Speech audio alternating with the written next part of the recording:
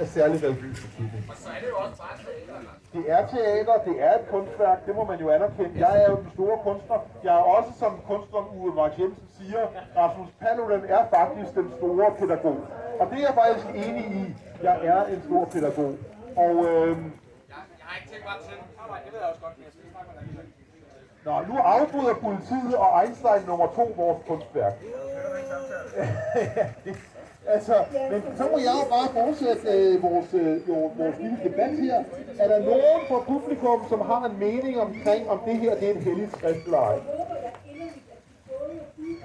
Så, har du tænkt dig at stjæle vores bog? Du tager vores bog. Det er jo tyveri. Stop tyven! Nå, jamen altså, jeg tror godt, jeg ved, hvad der skete der. Politiet vil ikke tillade, at vi gør det. De vil hellere brænde den selv. Og det må jeg bare sige, politi. Det vil jeg ikke opfordre jer til. Men på den anden side er det jo ikke et skrift af særlig religiøs betydning, fordi skriftet er ikke på arabisk. Og alle muslimer ved, at det er kun den arabiske koran, som er af særlig religiøs betydning. Det er kun den, der er hellig.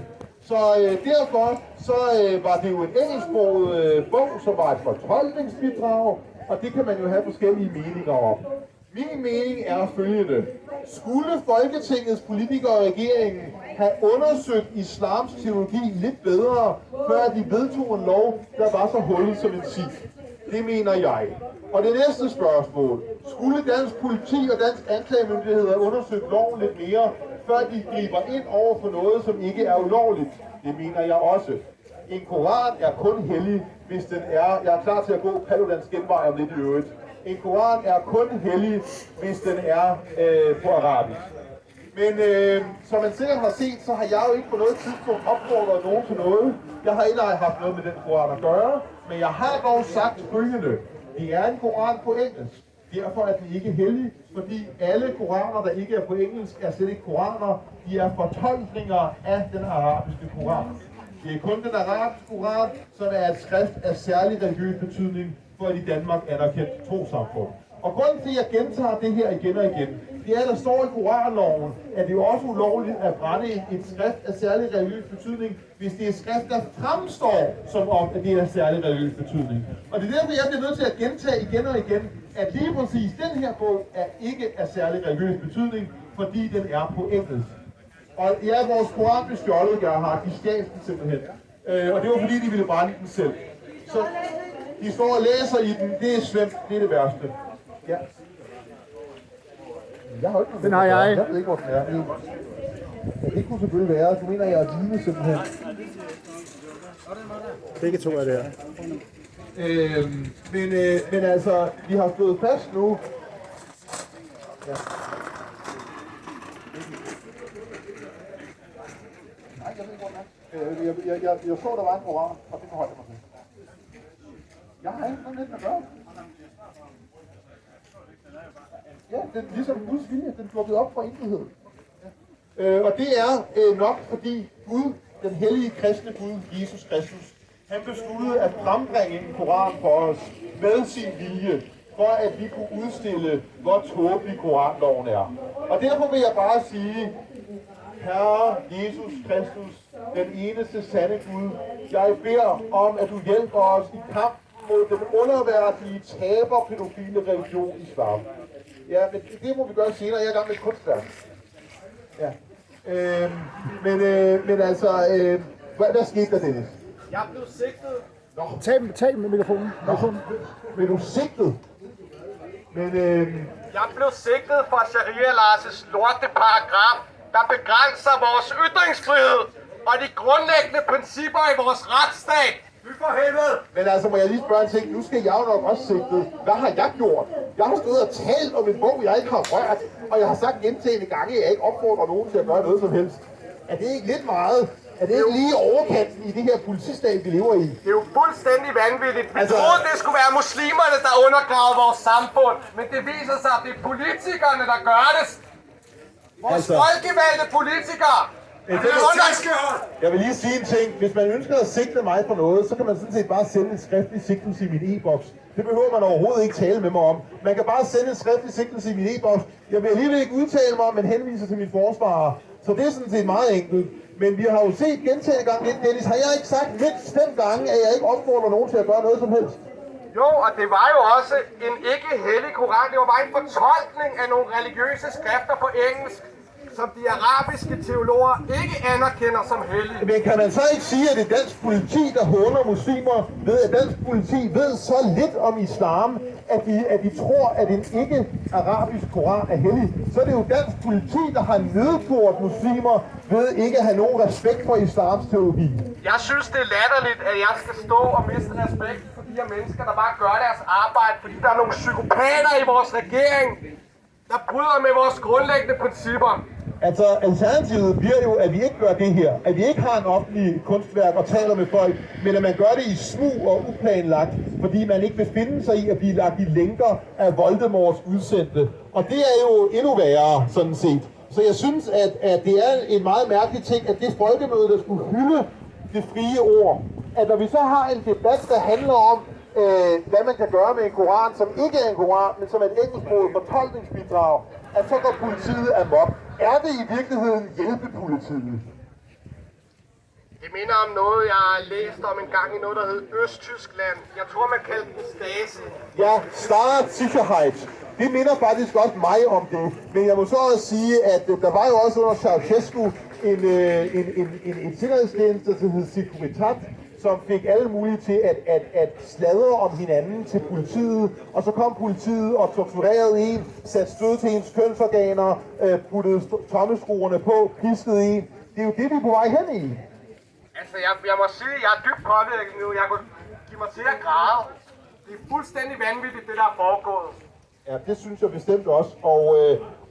Og jeg synes, at taget betragtning, at vi hele tiden mindst 40 gange har sagt, at det var ikke en koran, det var en engelsksproget oversættelse af den arabiske koran, så kan politiet jo være helt sikre på, at det ikke er et skrift af særlig religiøs betydning for noget trossamfund.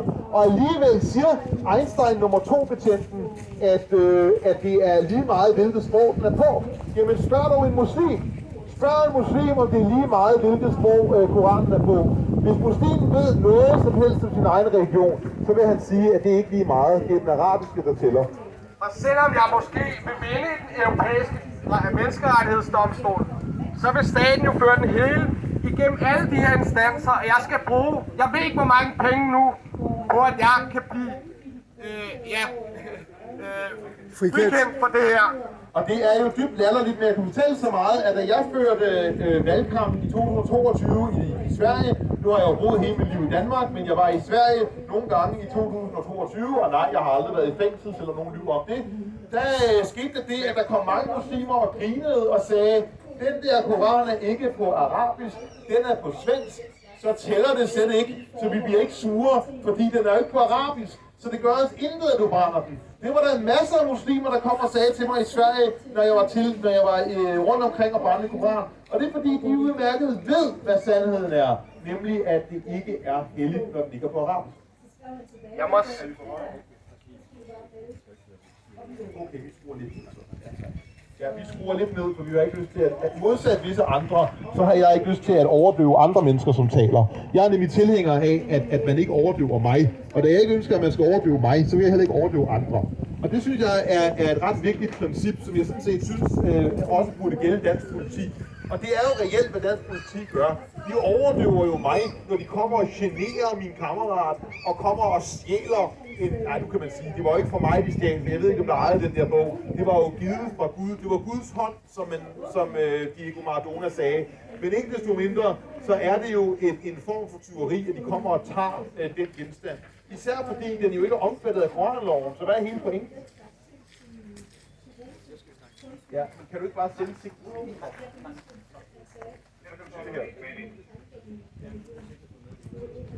Nå, jamen det er, jeg digter mig skyld. Ja, og jeg vil have sigtelsen på skrift, og jeg vil have beskikket forsvar.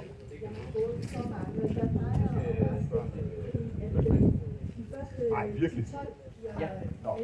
Altså, se hvor tåbelig politiet er. Jeg skriver den til dig. Jeg har ikke tænkt mig at stå her og sige... Det er ren komedie, mand. Det er ren komedie, det her. Altså, hvad fanden foregår der, mand? Hvad er det den farce, vi skal være med til her, mand? Utroligt, det kan være i sig selv, de her mennesker. Søndergade 40. Det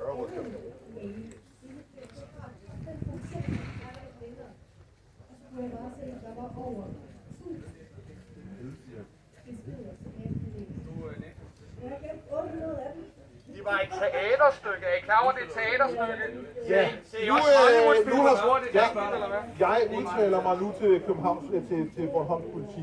Nu udtaler jeg mig. Nej, hvis det skal du gemme. Jeg sagde ikke udtale. Nej.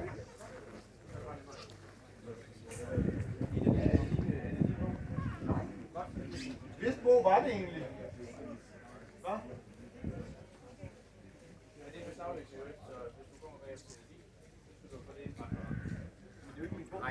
Har I ikke nogen dannelse, eller hvad? Hvorfor fanden deltager I det her, mand?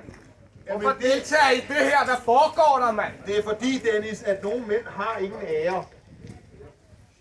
Men det, der skete lige nu, mine damer og herrer, det var, at jeg stod og havde en dialog med Dennis omkring det åbenlyse faktum, at en engelsksproget koran ikke er særlig religiøs betydning for noget trossamfund, fordi den er på engelsk og ikke på arabisk. Og det, der så skete, det var, at jeg cirka 15 gange sagde, jeg opfordrer bestemt ikke nogen til at gøre noget ved den koran. Og så bliver jeg sigtet for at have anstiftet til overtrædelse af koranloven.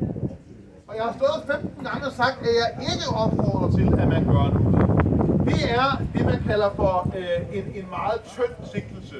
Og jeg vil jo egentlig gerne sige til politiet, at I kan rende mig et vist sted, men der er jo ingen grund til at sige ting, som vil være totalt overflødige.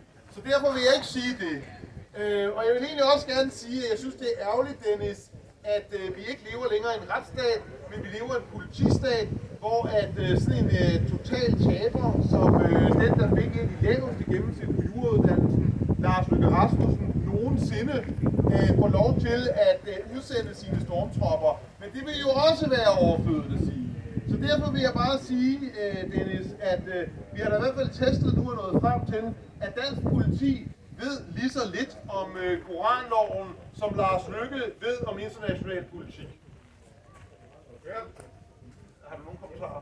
Nej, ja, er der nogen spørgsmål fra publikum omkring det overgreb mod ytringsfriheden og menneskeheden, som vi lige har set blive begået af stormtropperne fra hjælpepolitiet? Nej? Jamen, så vil jeg godt stille et spørgsmål. Hvad er egentlig frihedsgraden nu sammenlignet med frihedsgraden i Danmark i 1943?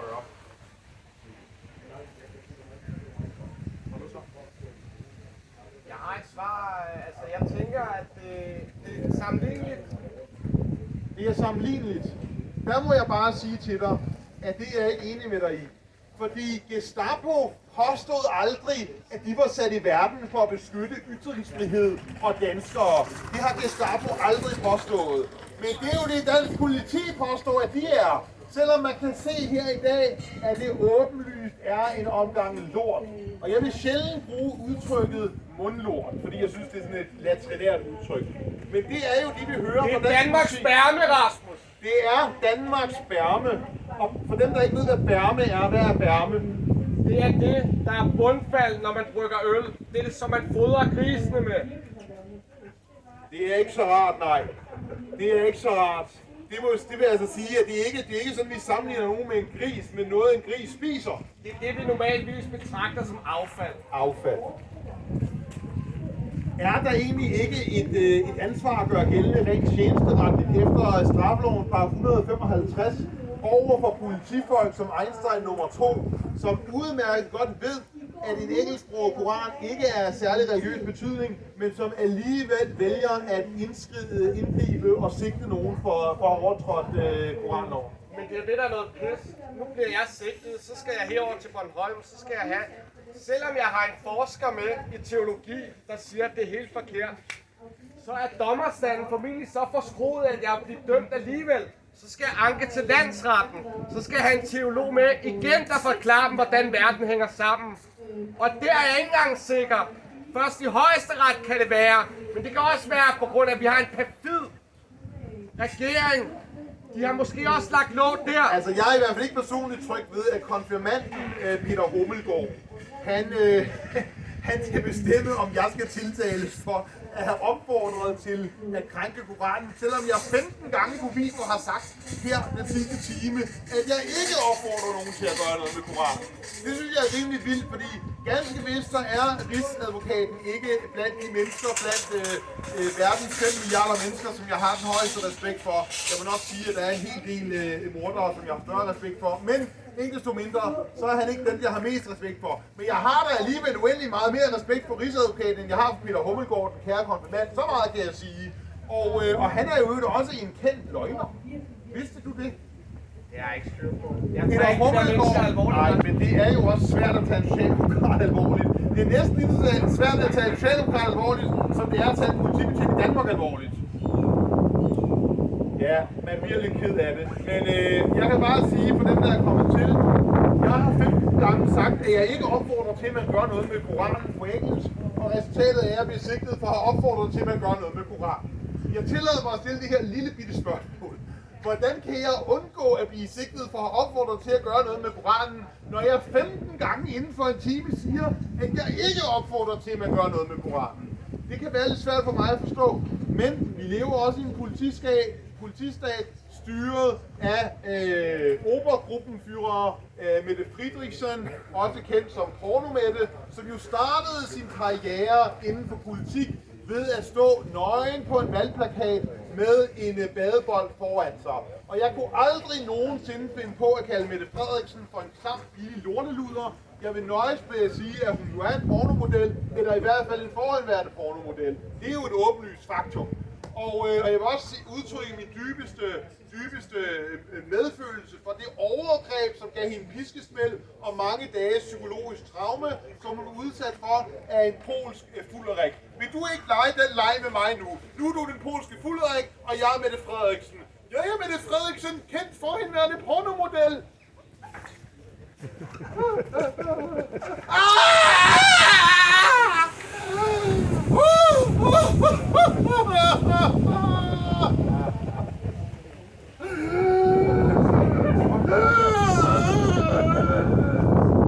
Jeg er blevet overfaldet. Det er et traume. Piskesmælden. Jeg kan ikke fuldføre noget længere. Ja, det var så Mette Frederiksen, forhenværende pornomodel, der blev forulæmpet af polsk fulderik. Har jeg særlig meget respekt for en person, som bruger en polsk fulderik politisk, når det var en lille bitte puff. Til betragtning, jeg personligt blev truet med en kniv, hvor at gerningsmanden blev skudt, så han ikke slog mig ihjel med en kniv. Nej, det har jeg faktisk ikke. Jeg mener ikke, at nogen politikere skal overfaldes, men jeg mener ikke, at man skal misbruge en ingenting-hændelse for politisk opmærksomhed. Og det er jo det, som den person, som jeg aldrig nogensinde vil kalde en klam, billig tøjte, nemlig den forhenværende pornomodel Mette Frederiksen, har gjort. Tak for denne gang. Tak for dette, og jeg håber selvfølgelig, Dennis, at vi ikke ses i retten. Men hvis vi ses i retten, så kan jeg jo bare bemærke, at jeg sagde flere gange, at man ikke skulle gøre noget med den her bog. Og du sagde flere gange, at det var mange gange, at det var en bog på engelsk, altså ikke en arabisk koran. Ja. Jeg forventer faktisk, at hvis jeg lever i det samfund, som jeg ligesom er levet op med og opdraget med, at der ikke er noget at komme efter, og at de sender et brev om, at sagen er frafaldet. Men det er jo ikke nok, fordi foran alle disse mennesker har hjælpepolitiet jo alligevel stemplet os som forbrydere. Og det er jo hele pointen. Det var det samme, da de frihedsberøvede mig i går. De ved godt, det er ulovligt, men de gør det alligevel, fordi så får jeg ret bagefter, men de får ret i situationen. Danmarks sperme. Mange tak.